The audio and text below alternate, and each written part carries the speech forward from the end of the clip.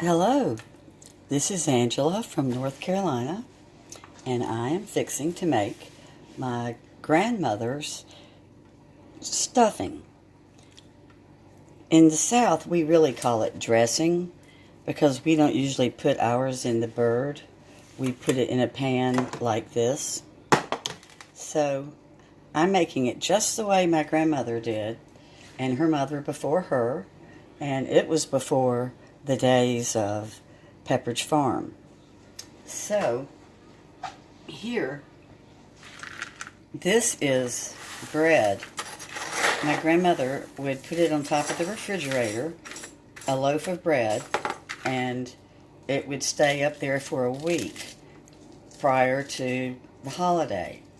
And every day she would turn it over and the bread would get hard. And you can see it's kind of chunky, kind of a combination chunky and fine. So I have one piece of hamburger bun left. And let me let you just see it. Like I said, it's been sitting and it's gotten hard. And the reason that we like it to get hard is because it doesn't absorb all of the moisture and you don't end up with really dry dressing, because there's nothing worse than dry dressing. Now in this pan that you see right here that I'm touching, this is a cake of cornbread that I made over the weekend, and it's also dry. Of course, you can buy the cornbread mix.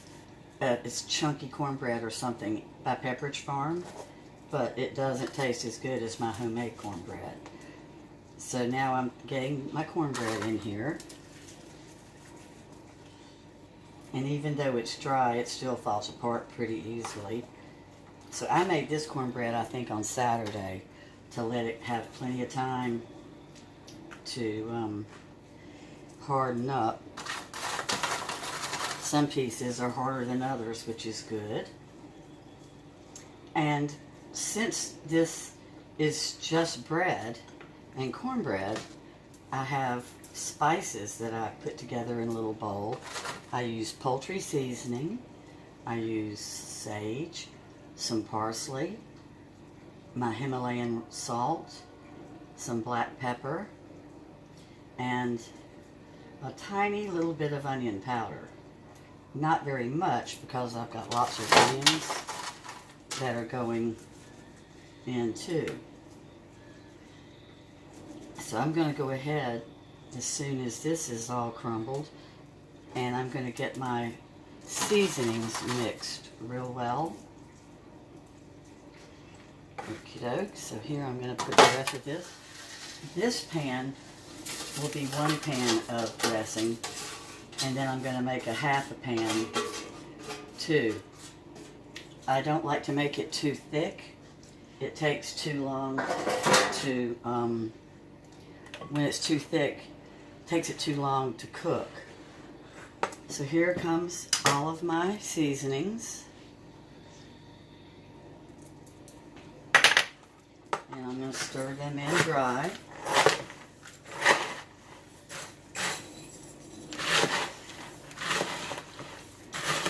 You can add more or less. It depends on how much you like seasoning. I think I'm going to put just a touch more of onion powder in. Hold on. There we go. And a little parsley. I love parsley. And it's really good in this. So now we have our dry ingredients. You see everything's here. And I've mixed up the cornbread with my bread. And this time, here come, this is one whole head of celery, and then the tops of this one. And I love to put the leaf in, the little leaf of the celery. I think it's got the best flavor of all of them. So let me put all the celery in. I hope this bowl is going to be big enough. We will see. This is an antique bowl. If I drop it, I'll cry. It was my grandmother's. She would be 120, 123 if she was still living, so this is special to me. So there's the celery. And you can see it's a lot of celery. That bowl was full. I think really good dressing, you should have a bite of celery and onion in every bite of dressing that you put in your mouth. If you don't have celery and onion in it, then you might as well be eating stovetop. So I'm bringing it up from the bottom to finish getting my celery. And when you come across a big piece of bread, you can just crumble it up. Everything gets so gooey because this is going to sit all night in the refrigerator, and I won't cook it till tomorrow. I like everything to marry. So now we're going, this is 2 very large Vidalia sweet onions. They're going in, and they're not real, some of them are kind of chopped, others are kind of minced. Either way, you're still getting that wonderful onion flavor. So now I'm going to add this.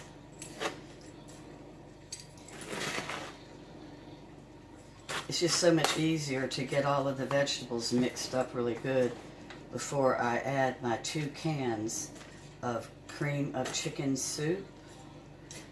You use exactly 2 cans. Okay, here we go with the rest of the onion.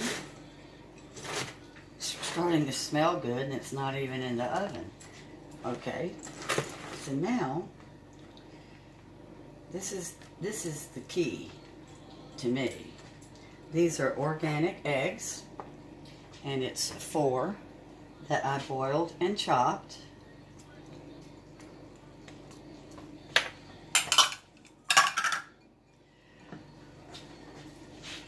And oops, goodbye egg.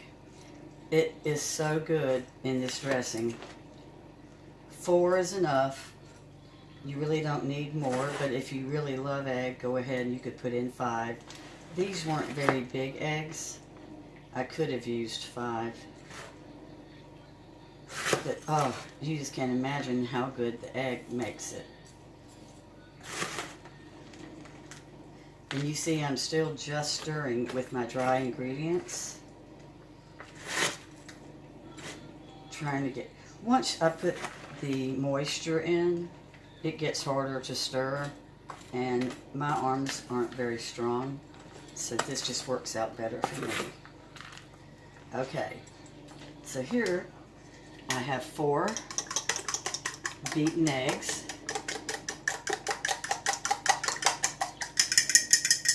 And the 4 beaten eggs help it rise and give it that kind of shine that you see when you're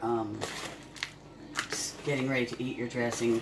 It has kind of a glow on top, and a lot of that is like from the egg white. So I'm getting my raw egg mixed up. If you feel like you might need more because your eggs are small, like I said, go ahead and throw in another one. You can't put too much raw egg in. It just makes it rise and have a good flavor. So now here comes my Campbell's soup. You don't have to use Campbell's, of course. You could use any kind, but I do think the flavor is better in Campbell's. And this is 2. I should have gotten a smaller spatula out.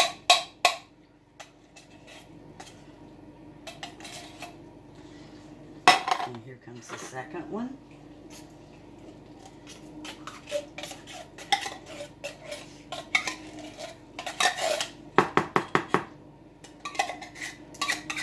I promise you, If you make this dressing, you will never buy Pepperidge Farm again as long as you live. And you sure won't be buying stovetop with all that salt.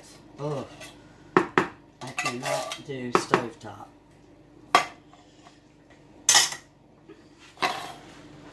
So, this is the real arm work here.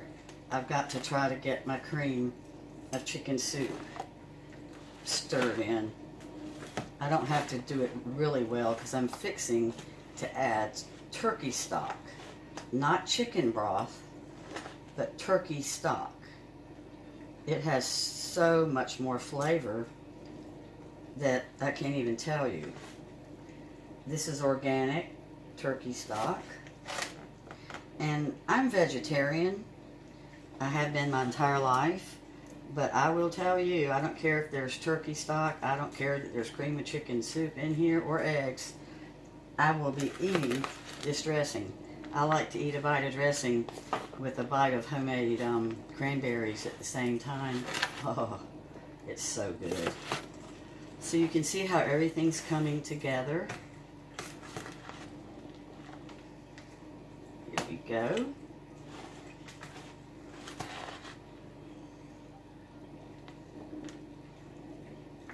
There's cream of chicken soup blended just about everywhere. And wherever it's not, once I put the turkey stock in, it will blend it as well. So here comes the turkey stock. I'm going to use this entire box. I have a second box for tomorrow. When you go to cook it, you might find that it's dried out a little bit over the night, and so you drizzle turkey stock, just drizzle it over. You don't like wet it completely, it's just more of a drizzle. But this is the entire box of turkey stock.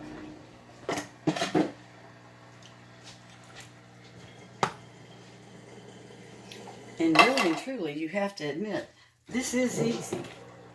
There's no real reason that homemade food has to be that hard. Now granted, I did use my new chopper to chop up all this celery and onion, which was a real treat. See, this is the little leaves. I think they have the best flavor when they are baked. And so I am getting it ready. Sometimes it feels like it might need more stock. You can kind of tell if it doesn't look like every little piece of breadcrumb has moisture on it. And if that's the case, I might add a tiny bit more. You don't want to put too much, because then you spend all of Christmas Day waiting for your dressing to cook. And there's nothing worse than having all your food ready and waiting for the best part. But I think this might be, can you see how shiny it is? Let me make sure I'm getting it all the way to the bottom with this big spoon.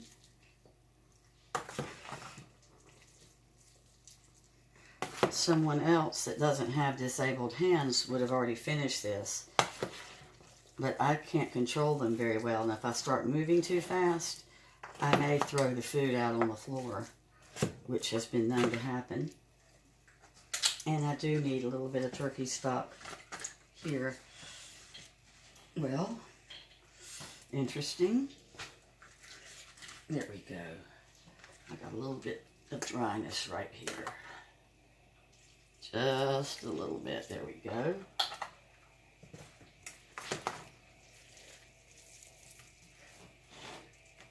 But this recipe was in my grandmother's family, and my grandmother was a late life child. Her mother was 49 when she had her.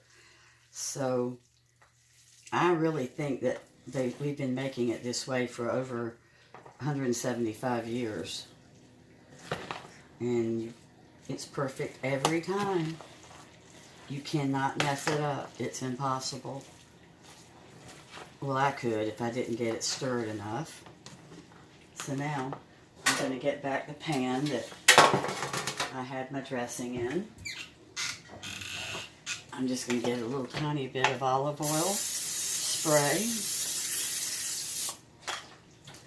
I think dressing tastes so good when you get that little brown crust around the edges. Oh, so good. So here we go. We're going to fill this pan up.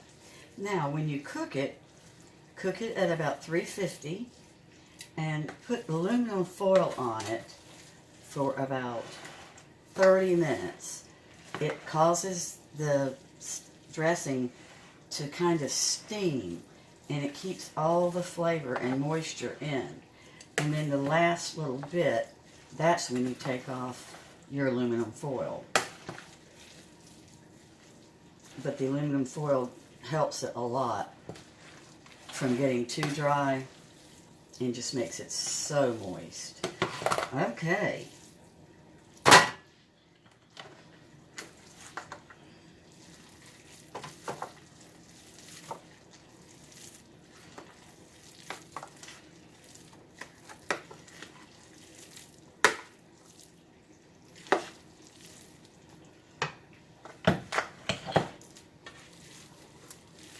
And then you just press it down. I'll probably put just a little bit more in.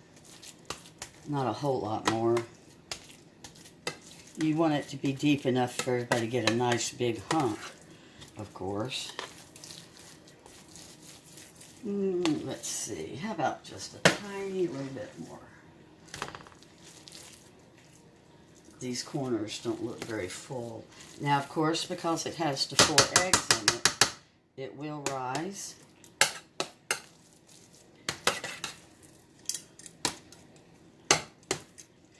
But that's about as thick as I'm going to do it. Like I said, I don't want it to take too long to cook. Isn't that beautiful?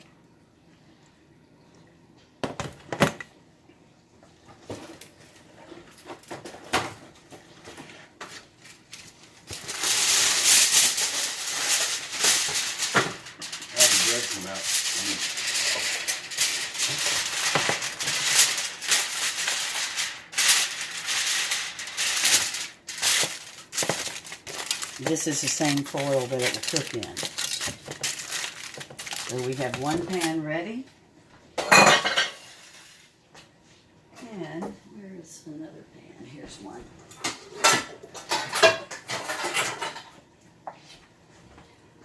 This is that silicone cookware. I love it. It makes no mess.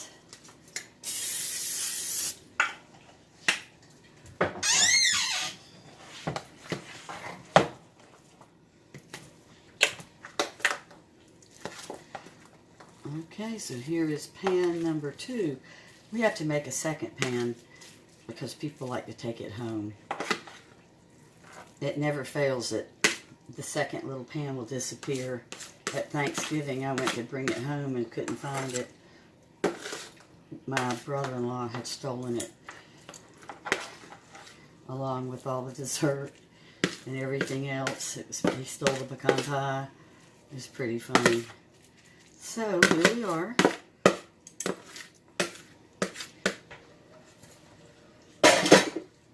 And I will press this down also.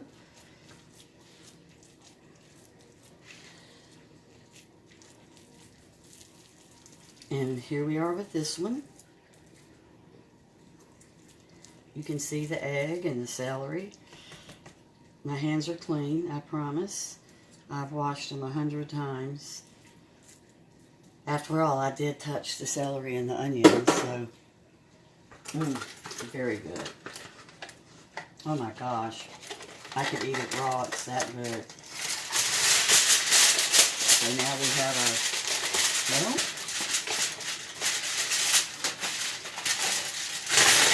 I don't know what happened to that grill. Non-stick, but I couldn't get it off. So now we have our second pan. And you have just made old-style southern cornbread. And I promise you, if you make it You'll never buy store-bought again. So those will go sit in the refrigerator. And then tomorrow, right before I put them in, I pour that little bit of broth over the top. So I will write down the ingredients, and I hope you try it. You will love it. It is delicious. Happy Christmas Eve. Bye-bye.